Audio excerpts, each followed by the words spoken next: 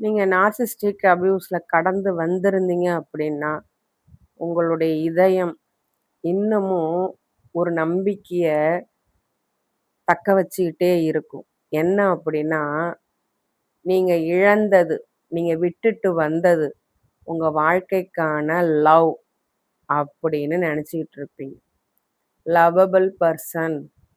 So இவங்க என் வாழ்க்கைக்கான love, என்னுடைய சோல்மேட் அப்படின்னு நான் நெனச்சுக்கிட்டு இருந்தேன். ஆனா, அவங்கள விட்டு நார்சிஸ்டிக் அபியூஸ் ஆனதுனால அவங்கள விட்டு வர வேண்டிய ஒரு சூழ்நிலை. பட் ஆனாலும் இன்னமும் அவங்கள உங்க வாழ்க்கைக்கான லவ் அப்படின்னு நீங்க நெனச்சுக்கிட்டு இருக்கிறது. ஒருவேளை நீங்க அவங்கள மிஸ் பண்ணலாம். தினமும் அவங்கள பத்தி நெனச்சிட்டு இருக்கலாம். அவங்க உங்கள லவ் பண்ணவே இல்லையா? அப்படின்ற ஒரு எண்ணமும் உங்களுக்கு வந்துட்டு இருக்கலாம். இல்லன்னா, ஒரு நாள் அவங்க திரும்பி வருவாங்க அப்படின்ற எண்ணம் உங்களுக்குள்ள இருக்கலாம். ஃபைனலா நீங்க அவங்க உங்களுக்கு எப்படி வேணும்னு நெனச்சீங்களோ, அதே மாதிரி அவங்க மாறி உங்கள்ட்ட வருவாங்க அப்படின்னு கூட நீங்க நெனச்சிட்டு இருக்கலாம். ஸோ, நீங்க இப்படிலாம் நெனச்சுக்கிட்டு இருந்தீங்க. இந்த நெனப்புலாம் உங்களுக்குள்ள ஓடிட்டு இருக்குது.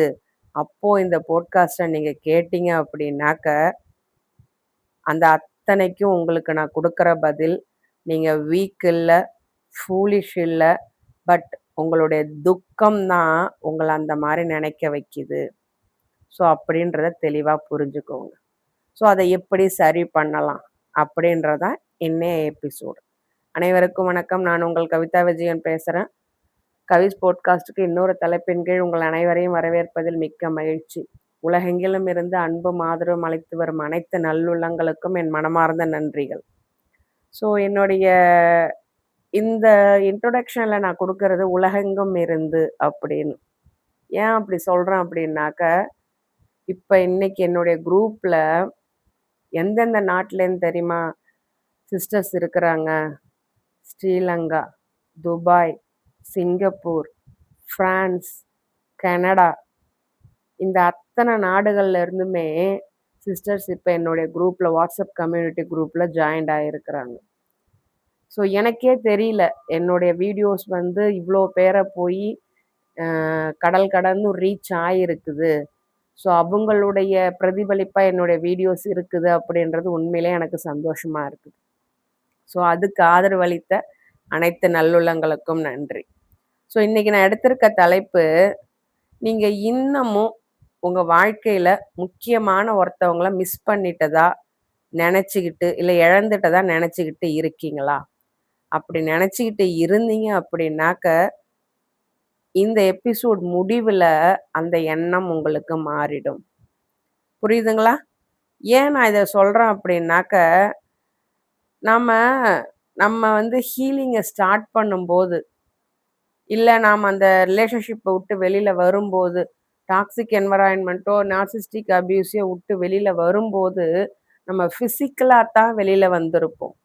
பட் எமோஷனலி, மென்டலி நாம நம்மள முழுக்க அவங்க ஆக்கிரமிச்சுக்கிட்டு இருப்பாங்க. நம்ம வெளியில வந்துட்டாலும் நம்ம என்ன எதிர்பார்ப்போம் அப்படின்னாக்க, அவங்க சோஷியல் மீடியாவெல்லாம் போய் செக் பண்ணுவோம். நாம இல்லாம அவங்க வருத்தப்படுறாங்களா? இல்ல சந்தோஷமா இருக்காங்களா? அப்படின்னு. அவங்க எத பத்திலாம் கவலைப்பட மாட்டாங்க. அவங்கள சும்மா தூசு மாரி தட்டி விட்டுட்டு, அவங்க அடுத்தடுத்த வேலைய பார்ப்பாங்க. இன்னொரு பார்ட்னரு, இல்ல இன்னொரு லைஃப்ன்னு அவங்க ஜாலியா போஸ்ட் போட்டுக்கிட்டு இருப்பாங்க. அத பார்த்து நீங்க வருத்தப்பட்டுட்டு இருப்பீங்க, வேதனைப்பட்டுட்டு இருப்பீங்க, வலியில துடிச்சுக்கிட்டு இருப்பீங்க. ஸோ என்னைக்காச்சும் உங்க அரும புரிஞ்சு அவங்க திரும்பி வருவாங்க அப்படின்னும் நெனைப்பீங்க. நம்ம நெனப்பு முழுக்கவே இந்த ஹீலிங்ல எப்படியாவது அவங்கள நம்மகிட்ட திரும்ப கொண்டு வந்துரணுன்றத முதல் நோக்கமா இருக்கும். அதுக்கான செயலும் முதலா தான் இருக்கும். இப்போ நெறைய என்னோட குரூப்ல வந்தவங்க என்ட்ட கேட்டது நம்ம மேனிஃபெஸ்ட் பண்ணா அவங்க நமக்கு திரும்பி வந்துருவாங்களா? நம்ம ஹீலிங்க ஸ்டார்ட் பண்ணோம்னாக்கா, அவங்க திரும்ப நமக்கு கிடைச்சிருவாங்களா? அப்படின்னு. ஸோ இதுக்கு இப்ப என்னால பதில் கொடுக்க முடியாது. பட் முதல்ல நீங்க ஹீலிங்க ஸ்டார்ட் பண்ணுங்க. உங்கள சரி பண்ணுங்க. இதுக்கான பதில நீங்களே கண்டுபிடிப்பீங்க அப்படின்னு நான் அவங்கள்ட்ட சொல்றது. ஸோ இந்த மாதிரியான எண்ணத்துல இருக்கிற நாம, எப்படி அதிலிருந்து வெளியில வரலாம்? ஸோ அத பத்தி தான் இன்னைய எபிசோட்ல நாம பார்க்க போறோம். இதுல முதல் பார்ட்டா நான் சொல்றது, உண்மையிலே நீங்க அவங்கள மிஸ் பண்றீங்களா? ஆமான்னு பதில் வந்ததுன்னா அது பொய். நீங்க எதை மிஸ் பண்றீங்க அப்படின்றத நீங்க தெளிவா புரிஞ்சுக்கலன்னு அர்த்தம். உண்மையிலே நீங்க அந்த பர்சனை மிஸ் பண்ணவே இல்லை. என்ன மிஸ் பண்றேன்னு நான் தெளிவா சொல்றேன். ஸோ அந்த ரிலேஷன்ஷிப் முடியும் போது உங்க மனசு எதை மட்டும் ஞாபகம் வச்சுக்கும் அப்படின்னா, அந்த ரிலேஷன்ஷிப்ல இருக்கக்கூடிய பியூட்டிஃபுல் மெமரிஸ், பியூட்டிஃபுல் மொமெண்ட்ஸ், அழகான நினைவுகள், அன்பான தருணங்கள். இது மட்டும்தான் உங்க மைண்டுக்கு வரும். நீங்க சேர்ந்து சிரிச்சது, ஒருத்தருக்கு ஒருத்தர் அன்பு காட்டினது, ஒருத்தருக்கு ஒருத்தர் கொடுத்த அந்த ப்ராமிசஸ், இதுதான் உங்களுக்கு ஞாபகம் வரும். உங்களை எந்த மொமெண்ட்ஸ்ல அவங்க உங்களை ஸ்பெஷலா ஃபீல் பண்ண வச்சாங்க, இதெல்லாம் உங்களுக்கு பாப்பப் ஆகி, ஐயோ இப்படிப்பட்ட ஒரு நபரையோ இல்லை இப்படிப்பட்ட ஒரு ரிலேஷன்ஷிப்பையோ நாம விட்டு வந்துட்டோமே அப்படின்ற ஒரு கில்ட்டி கான்ஷியஸை உங்களுக்குள்ள உண்டு பண்ணும்.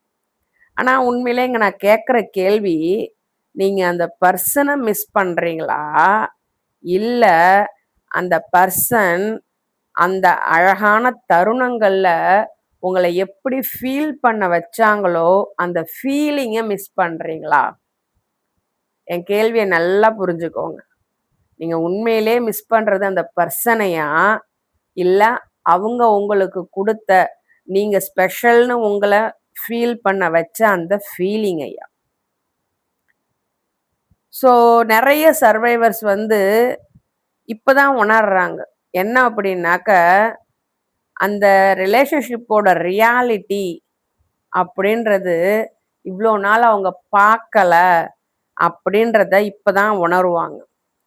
ஏன்னாக்க அவங்க வந்து அந்த ரிலேஷன்ஷிப்பை தக்க வைக்கிறதுக்காக நம்ம சர்வைவர்ஸ் எல்லாருமே, இந்த எம்பத்ஸ் எல்லாருமே அவங்களோட ஃபுல் பொட்டன்ஷியலை கொடுத்துருப்பாங்க.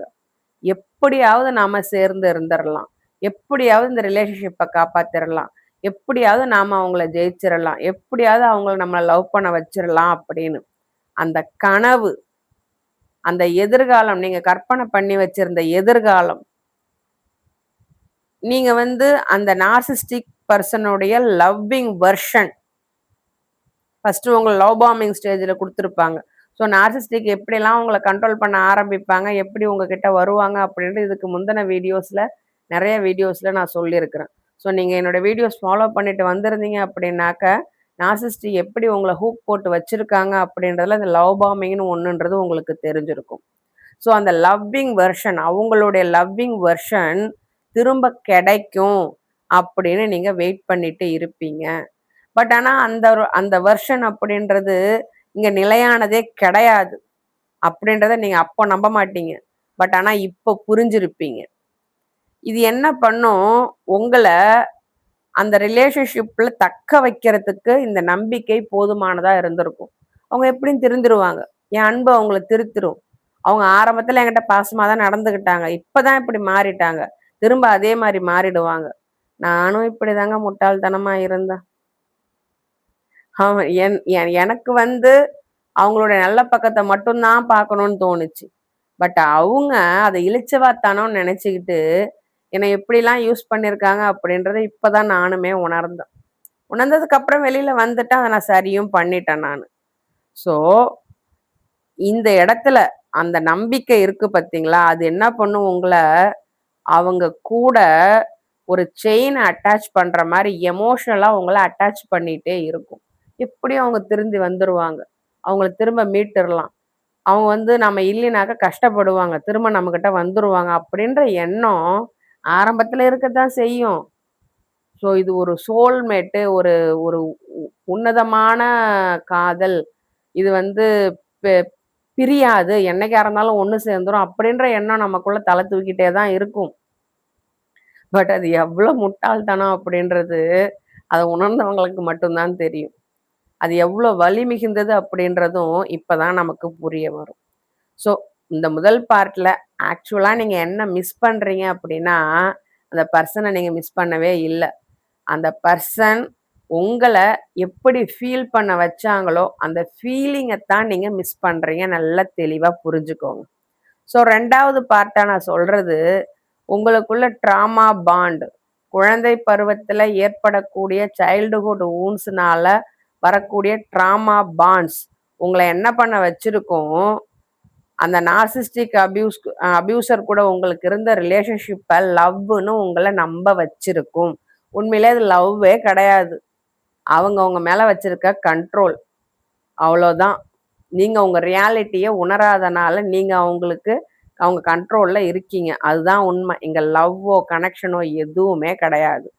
பட் ஆனா, இத இந்த மாதிரி அவங்க அந்த மாரி பண்றத லவ்வுன்னு உங்கள எது நம்ப வைக்குது அப்படின்னா, உங்களுக்குள்ள இருக்கக்கூடிய காயங்கள். ஸோ நார்சிஸ்டிக் அபியூஸ பத்தின ஒரு கடினமான உண்மை அப்படின்னா, இந்த ட்ராமா பாண்ட நம்மள லவ்வுன்னு நம்ப வச்சுரும். அதுவும் டீப் லவ்வுன்னு ஃபீல் பண்ண வச்சுரும்.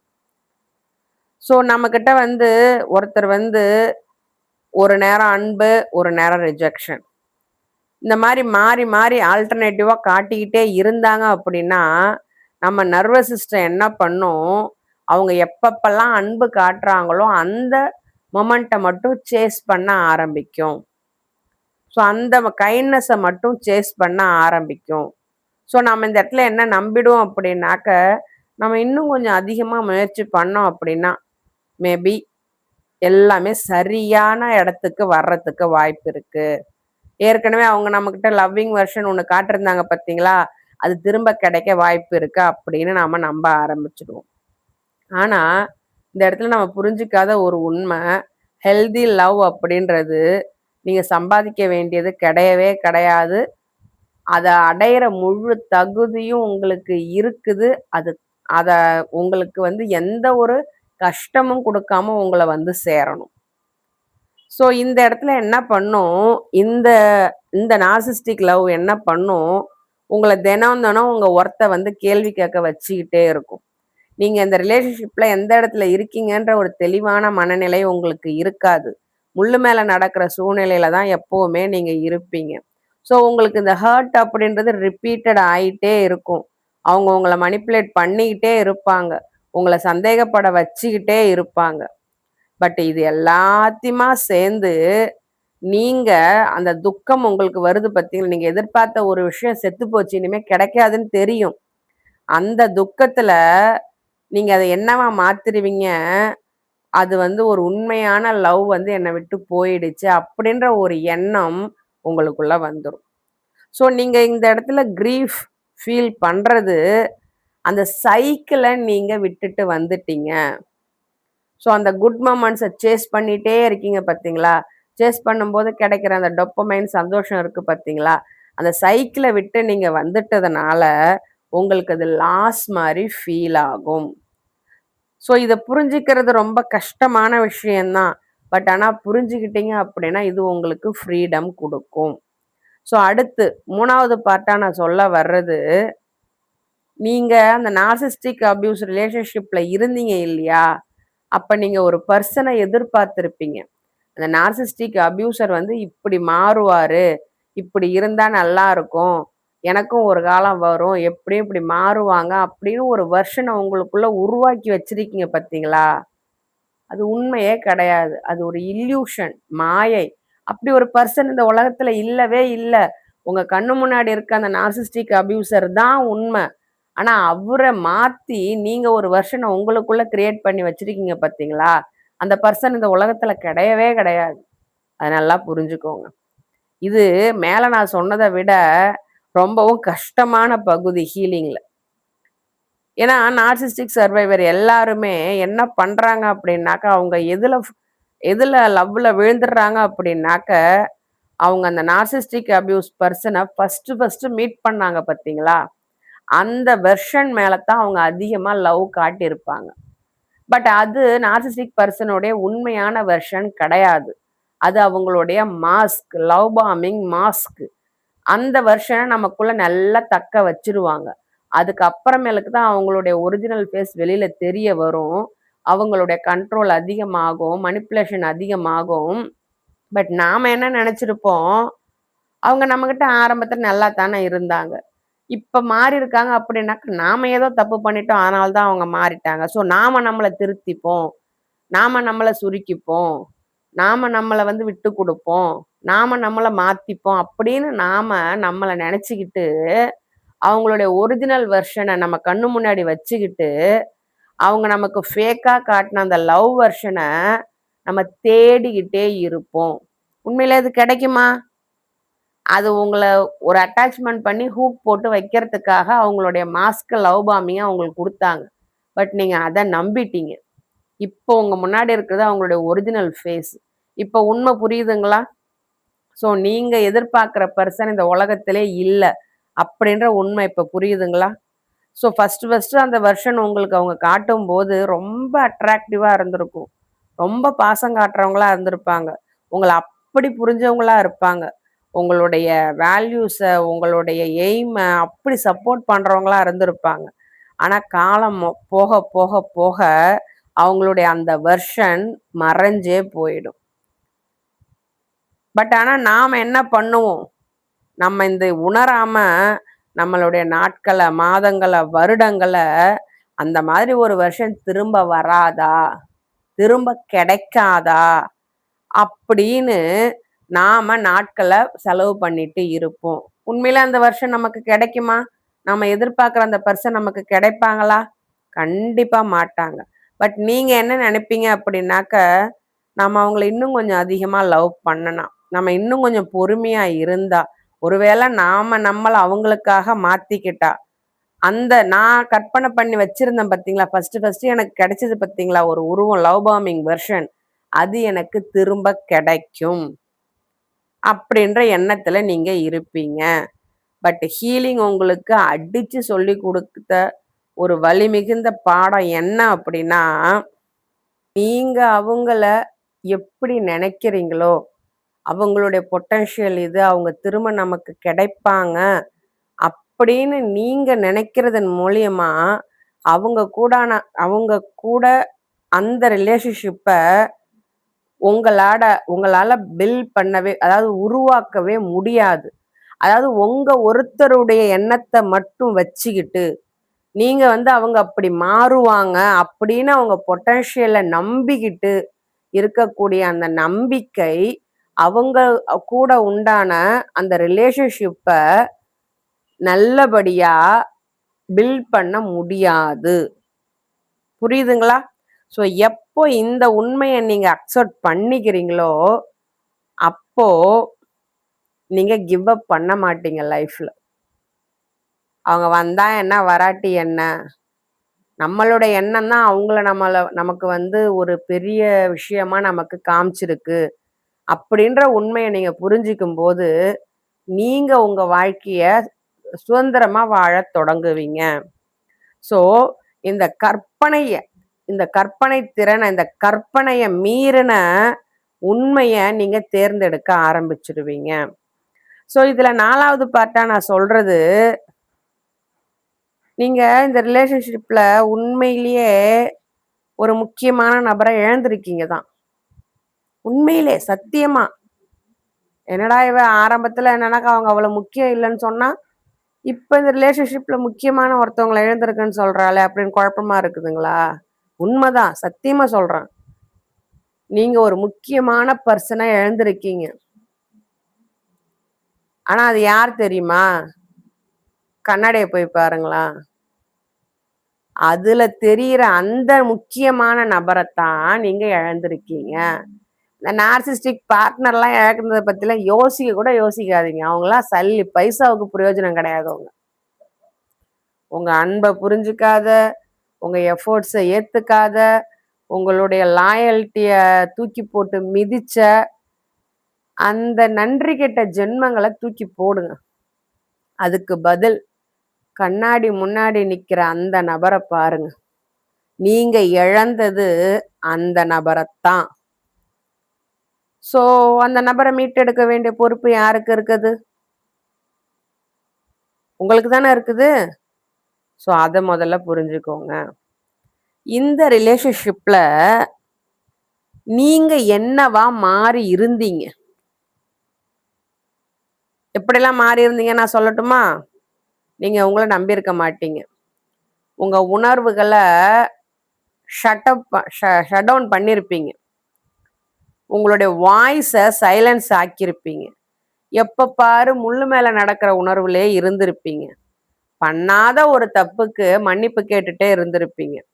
உங்களுக்கு உண்மையிலே எது சந்தோஷத்த குடுக்கும் அப்படின்றத மறந்திருப்பீங்க. ஸோ இதெல்லாம் ஒரு சர்வைவர் அனுபவிச்சிருப்பாங்க கண்டிப்பா, ஒரு நார்சிஸ்டிக் கூட இருந்திருக்கு அப்போ. ஸோ நிறைய சர்வைவர்ஸ் ஒரு கட்டத்துக்கு மேல அந்த ரிலேஷன்ஷிப் விட்டு வந்ததுக்கு அப்புறமேலுக்கு உண்மையான லாஸ் அப்படின்றது இந்த ரிலேஷன்ஷிப் கிடையாது. உண்மையான லாஸ் அப்படின்றது அவங்க யாருன்னு அவங்க ஐடென்டிட்டிய மறந்ததுதான் அப்படின்றத இப்பதான் புரிஞ்சுப்பாங்க, இப்பதான் புரிஞ்சுக்கிறாங்க. புரியுதுங்களா? நான் என்ன சொல்ல வந்தேன்றது புரிஞ்சுதுங்களா? ஸோ நீங்க இழந்தது நார்சிஸ்டிக் அபியூசர் உங்களுக்கு முக்கியமான நபரே கிடையாது. தூக்கி போடுங்க. அவங்கள பத்தி யோசிக்கவே யோசிக்காதீங்க. ஆனா கண்ணாடி முன்னாடி தெரியிற அந்த நபர் நீங்க இருக்கீங்க பாத்தீங்களா? நீங்க யாருன்ற உண்மையே அந்த ரிலேஷன்ஷிப்ல இழந்துட்டீங்க. நீங்க முக்கியம் தானே? நான் எனக்கு முக்கியம். இந்த உலகத்துல எல்லாத்த விடவும் நான் எனக்கு முக்கியம். என்னுடைய பேரண்ட்ஸு, சொசைட்டி, என்னுடைய ஃபேமிலி, என்னுடைய பையன், என்னுடைய ஹஸ்பண்ட், என்னுடைய ஒர்க்கு, என்னுடைய கலீக்ஸு, என்னுடைய என்விரான்மெண்ட் எல்லாத்த விடவும் நான் தான் முக்கியம் எனக்கு. ஸோ என்ன நான் எப்படி சூஸ் பண்றேனோ அப்படிதான் இந்த சமூகம் எனக்கு அவுட்டர் என்விரான்மெண்ட் என்ன சூஸ் பண்ணும். ஸோ நான் என்ன சூஸ் பண்ணும்போது கண்டிப்பா இந்த அவுட்டர் என்விரான்மெண்ட்டும் என்ன கண்டிப்பா சூஸ் பண்ணும். புரியுதுங்களா? ஸோ உங்களை நீங்க இழந்தது தான், உங்களுடைய ஐடென்டிட்டியை நீங்க இழந்தது தான், உங்களுக்குள்ள இருந்த கனெக்ஷன் நீங்க இழந்தது தான் இங்க மிகப்பெரிய லாஸ். பட் ஆனா இந்த இடத்துல ஒரு அழகான உண்மை ஒண்ணு இருக்குங்க. என்ன அப்படின்னா, உங்களுக்கு திரும்ப அந்த ரிலேஷன்ஷிப் கிடைக்கலாம், கிடைக்காமலும் போகலாம். பட் ஆனா நீங்க உங்களை கண்டுபிடிச்சிருவீங்க. நீங்க யாருன்னு புரிஞ்சுப்பீங்க. ரியலா நீங்க யார், உங்களுடைய ஒர்த் என்ன, உங்களுடைய செல்ஃப் ட்ரஸ்ட் என்ன, உங்களுடைய செல்ஃப் கான்ஃபிடன்ஸ் என்ன, உங்களுடைய ஆத்தென்டிசிட்டி என்ன அப்படின்றத நீங்க கண்டுபிடிச்சிருவீங்க. அதன்படி நடக்கவும் ஆரம்பிச்சிருவீங்க. அதுக்கப்புறம் எவன் தயவும் நமக்கு தேவையில்ல. ஸோ இந்த பயணம், இந்த உணர்தலுக்கு அப்புறம், இந்த அவேர்னஸ்க்கு அப்புறம், அதாவது நீங்க தான் உங்க வாழ்க்கைக்கான முக்கியமான ஒரு நபர் அப்படின்ற புரிதல் உணர்வை உங்களுக்கு கொடுத்ததுக்கு அப்புறமேலுக்கு உங்க வாழ்க்கை ஒரு அர்த்தம் உள்ளதா, இது வரைக்கும் அந்த அர்த்தமுள்ள வாழ்க்கையை நீங்க வாழ்ந்திருக்கவே மாட்டீங்க. பட் ஆனா இந்த புரிதலுக்கு அப்புறம் உங்க வாழ்க்கை ஒரு அர்த்தம் உள்ளதா கண்டிப்பா மாறும். இப்போ என் வாழ்க்கை அர்த்தம் உள்ளதா மாறி இருக்க மாதிரி. ஓகேங்களா? ஸோ நெக்ஸ்ட் பார்ட்டா நான் சொல்ல வர்றது, ஸோ இந்த இடத்துல ஹீலிங்க்கு என்ன வேலை, ஹீலிங் என்ன பண்ணும்? இந்த இடத்துல ஹீலிங் அப்படின்றது அந்த நார்சிஸ்டிக் அபியூசர் கூட உங்களுக்கு இருந்த அந்த ரிலேஷன்ஷிப்பு ஒண்ணுமே இல்லை அப்படின்னு சொல்றது கிடையாது. ஏன்னா நீங்க அந்த இடத்துல லாயலா இருந்திருக்கீங்க, நீங்க உண்மையா இருந்திருக்கீங்க, உங்க எஃபோர்ட்ஸ் ஜெனியூனா இருந்திருக்குது, உங்க லவ் அவ்வளோ பியூரா இருந்திருக்குது. ஸோ அதுவும் ஒரு வகையில மேட்டர் தான். பட் ஆனா இதுவும் உண்மை. எதுனா நீங்க உங்களை இழந்தது, உங்களை மாத்தினது, உங்களை ஹர்ட் பண்ணது, இது எல்லாமே அந்த ரிலேஷன்ஷிப்ல இருந்து உங்களுக்கு கிடைச்சதுதான். ஸோ இது எதுவுமே உங்களுக்கு யூஸ்லெஸ் அப்படின்றது கிடையவே கிடையாது. எல்லாமே உங்களை ஒரு ஸ்ட்ரென்த்தனான பர்சனா, உங்களுக்கு ஒரு அனுபவத்தை, பாடங்கள் நிறைந்த ஒரு அனுபவத்தை கொடுத்த வாழ்க்கையா தான் அந்த ரிலேஷன்ஷிப் உங்களுக்கு இருக்கும்.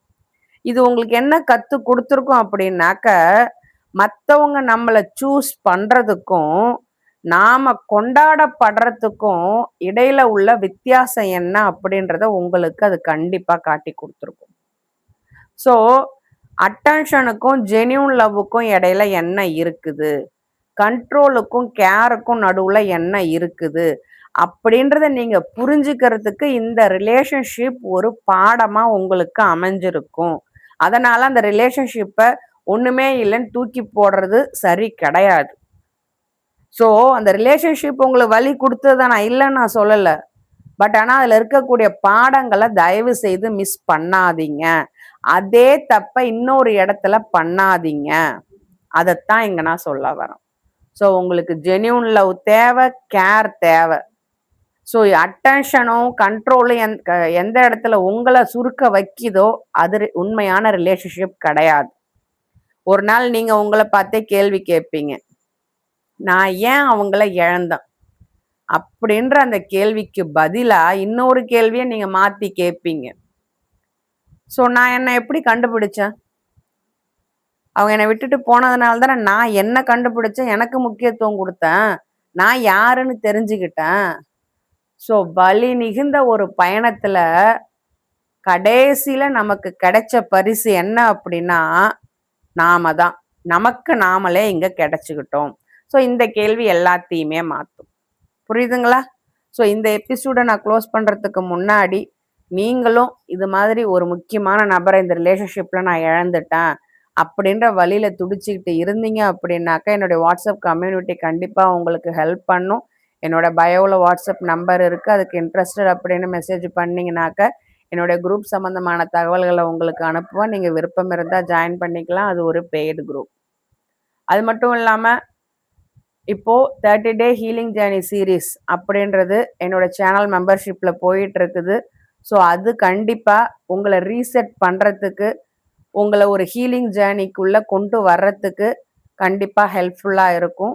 ஸோ அதுல இருக்கக்கூடிய வீடியோஸ்ல உங்களுடைய ஹீலிங் ஜேர்னியை நீங்க எப்படி ஸ்டார்ட் பண்ணணும், ஒரு ஒரு நாளும் நீங்க என்ன பண்ணணும், ஒரு ஒரு நாளும் நீங்க ஜேர்னல் எதுக்காக எழுதணும், அந்த ஜேர்னலுக்கான கேள்விகள், அதுக்கான எக்ஸசைஸ், அதுக்கான ஹோம்ஒர்க்ஸ், ஸோ ஹீலிங் ஹோம்ஒர்க்ஸ் உங்களுக்கு எல்லாமே அந்த வீடியோஸ்ல உங்களுக்கு கிடைச்சிடும்.